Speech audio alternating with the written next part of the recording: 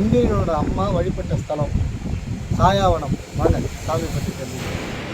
திருச்சிற்றம்பலம். வணக்கம். இன்றைக்கி நம்ம பார்க்க போகிறது சாயாவனம். திருச்சாய்க்காடுன்னு சொல்லக்கூடிய சாயாவனம் ஸ்தலத்தை பார்க்க போகிறோம்.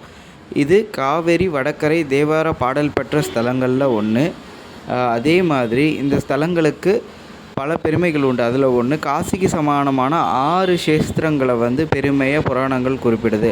அதில் முதலாவதாக திருவெண்காடு, இரண்டாவதாக சாயாவனம், மூன்றாவதாக மயிலாடுதுறை மயூரம், நான்காவதாக ஸ்ரீவாஞ்சியம், ஐந்தாவதாக திருவையாறு, ஆறாவதாக திருவிடைமருதூர். இப்படி இந்த 6 ஸ்தலங்களுமே காசிக்கு நிகரான ஸ்தலங்களாக குறிப்பிடப்படுது. அதில் இந்த திருச்சாய்க்காடு எனும் சாயாவனம் காசிக்கு நிகரான 2வது ஸ்தலமாகவும், இதற்கான தீர்த்தமாக சங்கமுகம், அதாவது காவேரியும் கடலும் கலக்கக்கூடிய சங்கமுக தீர்த்தத்தை இதுக்கான தீர்த்தமாகவும் சொல்லுவாங்க. அதாவது திருச்சாய்க்காட்டில் சுவாமி தரிசனம் செய்து சங்கமுக தீர்த்தத்தில் தீர்த்தமாடுனா காசிக்கு சமமான பலன்களை பெறலாம். அதே மாதிரி இந்த ஸ்தலம் இந்திரன் வழிபட்ட ஸ்தலம். மேலும் இந்திரனுக்கு தனிக்கோவில் இருக்கக்கூடிய ஒரே ஸ்தலம் இதுதான். ஒரு காலத்தில் இந்திரனோட அம்மாவாக இருக்கக்கூடிய அதிதி இங்கே நித்தியப்படி தினமும் சிவபூஜை பண்ணிட்டு போயிருக்காங்க.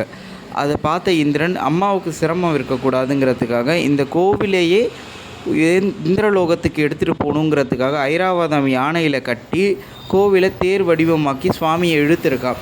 ஆனால் சுவாமி இங்கேருந்து போக சித்தம் இல்லாததுனால அந்த இடத்துல நிலைச்சி நின்றுட்டார். எனவே இந்த ஐராவதம் இழுக்க முடியாமல் திணறி தன்னோட கொம்புகளை, அதாவது தன்னோட தந்தங்களை பூமியில் முட்டி விழுந்திருக்கு. அந்த யானை விழுந்து தந்தத்தால் உருவான தீர்த்தம் கோவிலோட வாசலில் ஐராவத தீர்த்தம்னு இன்றைக்கும் இருக்குது. அப்படி யானையை கட்டி இழுக்கும்போது அம்பாள் கோஷமிட்டாங்க. அது குயிலை விட ரொம்ப இனிமையான மொழிகளை இருந்ததுனால அம்பாளுக்கு இங்கே குயிலினும் மின்மொழியால் கோஷாம்பிகை அப்படின்னு பேர். சுவாமி சாயாவனேஸ்வரர்னும் பேர். கோச்சங்க சோழன் கட்டின 70 மாடக்கோவில்களில் இதுவும் ஒன்று. இது நெடிய மாடக்கோவிலாக நீங்கள் பார்க்கலாம். சுவாமியும் அம்பாளுமே மாடக்கோவிலில் நிலை பெற்று இருக்கிற மாதிரி ஸ்தலங்களில் இதுவும் ஒன்று. சுவாமி இங்கே சுயம்பு மூர்த்தியாக கிழக்கு திசையை நோக்கி எழுந்தருள் இருக்கிறார். இவர் இந்திரன், முசுகுந்தன், சக்கரவர்த்திகள், கோச்சங்கன் இப்படி பல பேர் வழிபட்டிருக்காங்க. 63 நாயன்மார்களில் ஒருவான இயற்பகை நாயனார் அவதார ஸ்தலமாகவும் முக்தி ஸ்தலமாகவும் இருக்கக்கூடியது இந்த சாயாவனம்.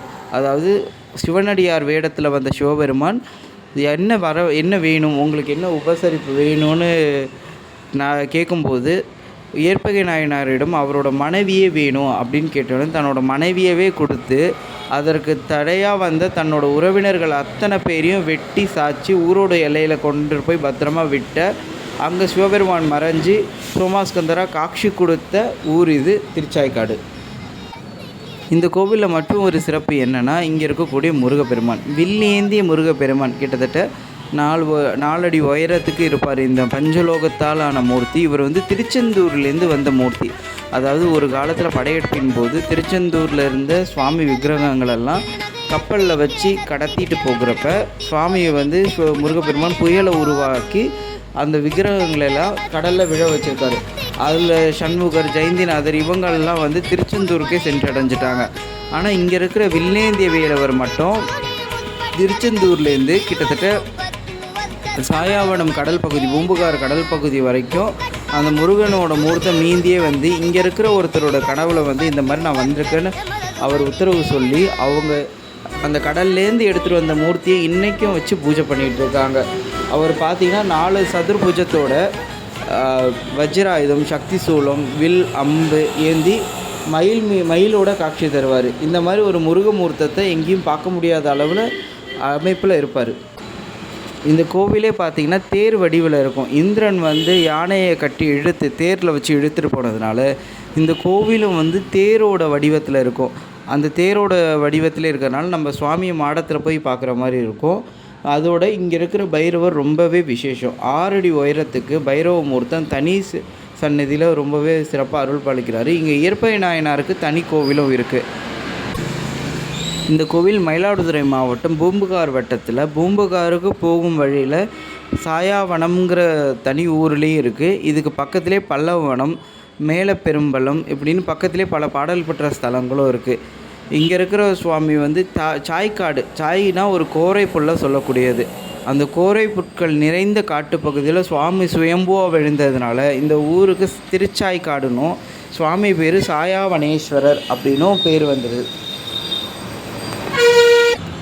இந்த ஊரில் இருக்கிற அம்பாள் வந்து குயிலுன்னு மின்மொழியாளுங்கிற வேறு எந்த ஊர்லேயும் இல்லாத ஒரு சிறப்பு பெயரோடு இருக்காங்க. அம்பாள் வந்து பத்மபீடத்தில் அவங்க ஜபமாலை, கமலம், அபயம், வரதம்னு தனிக்கோவிலில் அழகாக அருள் பாலிக்கிறாங்க. அம்பாள் வந்து தெற்கு திசை நோக்கியும், சுவாமி வந்து கிழக்கு திசை நோக்கியும், முருகர் வந்து தெற்கு திசை நோக்கியும் தனி சிறப்போடு இருக்காங்க. இங்கே சுவாமி சன்னதிக்கும் அம்பாள் சன்னதிக்கும் நடுவில் தான் வில்லேந்திய வேலவர் சோமாஸ்கந்த வடிவத்திலேயே ஸ்தலத்தில் வந்து அருள் பாலிக்கிறாரு. இது ரொம்பவே தனி சிறப்புடையது. இந்திரன் வந்து இந்த கோவிலில் வழிபட்டு பேர் பெற்றிருக்காரு. இந்திரனோட அம்மாவான அதிதி இந்த கோவிலில் பூஜை பண்ணியிருக்காங்க. இயற்பகை நாயனார் பூஜை பண்ணியிருக்காரு. பட்டிந்தட்டடிகள் வந்து இந்த கோவிலை வழிபட்டிருக்காரு. இப்படி பல நாயன்மார்களாலும் தேவர்களாலேயும் முனிவர்களாலேயும் வழிபடப்பட்ட ஸ்தலம் வந்து இந்த சாயாவனம். ரொம்பவே சிறப்புடையது. காசிக்கு சமமான கஷேத்திரங்களில் இதுவும் ஒன்று. இந்த கோவிலுக்கு வந்து வழிபட்டால் காசிக்கு போன புண்ணியம் உண்டு. அதே மாதிரி திதி தர்ப்பணங்கள் மாதிரி காசியில் செய்யக்கூடிய ஸ்ராத்த காரியங்களை இங்கே இருக்கிற பூம்புகார் கடற்கரையில் செஞ்சு இங்கே இருக்கிற சாயாவனநாதரை வழிபட்டால் 21 தடவை காசிக்கு போன பலனும் கிடைக்கும்னு புராணங்களில் ஐதீகமாக சொல்கிறாங்க. அதே மாதிரி சிலப்பதிகாரத்துலேயும் இந்த கோவிலை பற்றி குறிப்புகள் இருக்குது. இந்திரனுக்காக பெருவிழா எடுத்த கோவிலும் இது. இங்கே வந்து உற்சவ மூர்த்திகளாக இந்திரன், முருகர் இவங்க வழிபட்ட மூர்த்தங்களும் இருக்காங்க. அவங்களுக்காக உற்சவங்களும் இங்கே நடத்தப்படுது. இங்கே வந்து இந்திரனுக்கு தனியாக சிறப்பாக பூஜைகளும் நடைபெறுது.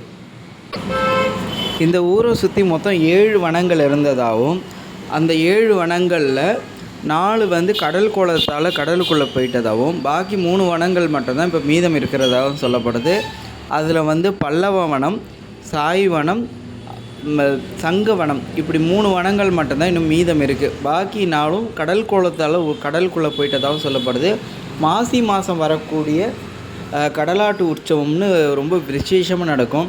அந்த மாசி மாதத்தில் மகாசி மகம், மாசி மாதத்தில் இருக்கிற 30 நாளுமே வந்து இங்கே இருக்கிற பூம்புகாரில் இருக்கக்கூடிய காவேரி பூம்பட்டினம் ஆகிய பூம்புகாரில் இருக்கக்கூடிய சங்கமுகத்தில் காரும் கடலும் சேர்கிற இடத்துல ஸ்தானம் பண்ணி இங்கே இருக்கிற சாயாவனநாதரை வழிபட்டு சென்றால் சகல விதமான நன்மைகளும் சகல தோஷ நிவர்த்தியும் முக்கியமாக பித்ரு தோஷ நிவர்த்தியும் எல்லாமே சரி கிடைக்கும். அதே மாதிரி புத்திர பாக்கியம், சந்தான பாக்கியம், செல்வ பாக்கியம், மனைப்பேறு இந்த மாதிரி செல்வங்களும் கிடைக்கும். இந்த மாசி மாதத்தில் இங்கே வந்து சங்கமுகத்தில் நீராடி இங்கே இருக்கிற சாயாவனநாதரை வழிபட்டால் ரொம்பவே சிறப்பான பலன்களை அடையலாம். இந்த ஸ்தலம் காலைல 6 மணிலேருந்து மதியானம் 12:30 மணி வரையும், மாலை 4:30 மணிலேருந்து இரவு 8 மணி வரையிலும் நடை திறந்திருக்கும். நித்தியப்படியே அர்ச்சகர் இருக்கிறதுனால எப்போ வந்தாலும் சுவாமி தரிசனம் பண்ணலாம். வந்தீங்கன்னா ரொம்ப அமைதியாக, அதாவது ஒரு மன நிம்மதிங்கிறது வந்து இந்த கோவிலில் ரொம்பவே பரிபூர்ணமாக கிடைக்கும். இந்த கோவிலோட தெற்கு பகுதியில் சம்பாவதின்னு ஒரு தனி அம்பாலும் சதற்கு பூதங்கள்னு காவல் தெய்வங்களும் இருக்குது. இது சிலப்பதிகாரத்தில் கண்ணகி வழிபட்டதாக சொல்லக்கூடிய ஸ்தலம். அங்கே அதுவும் இந்த கோவிலில் இருக்குது. சிலப்பதிகாரம் மாதிரியான நம்ம தமிழ் இலக்கியங்களையும் இந்த ஊரை பற்றி சொல்லியிருக்காங்க. புராணங்கள்லேயும் பலவிதமாக இந்த ஊரை பற்றி சொல்லியிருக்காங்க.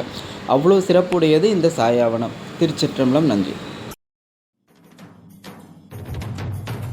திங்கள் சூடிய நாதனே, கங்கை நாடிய வேதனே, அங்கை கூடிய பாகனே ஈசா. ஆக்கும் போதிலவன் பிரம்மனே, காக்கும் போதிலவன் விஷ்ணுவே, நீக்கும் போதிலவன் ருத்ரனே ஈசா. அகிலமே ஆடும் வண்ணம், சபைகளில் ஆடும் பாதம், சுடலையில் ஆடல் செய்தது ஏனோ. அமுதமே வேண்டுமென்று கடலையே கடைந்த போதில் அதில் வரும் நஞ்சையே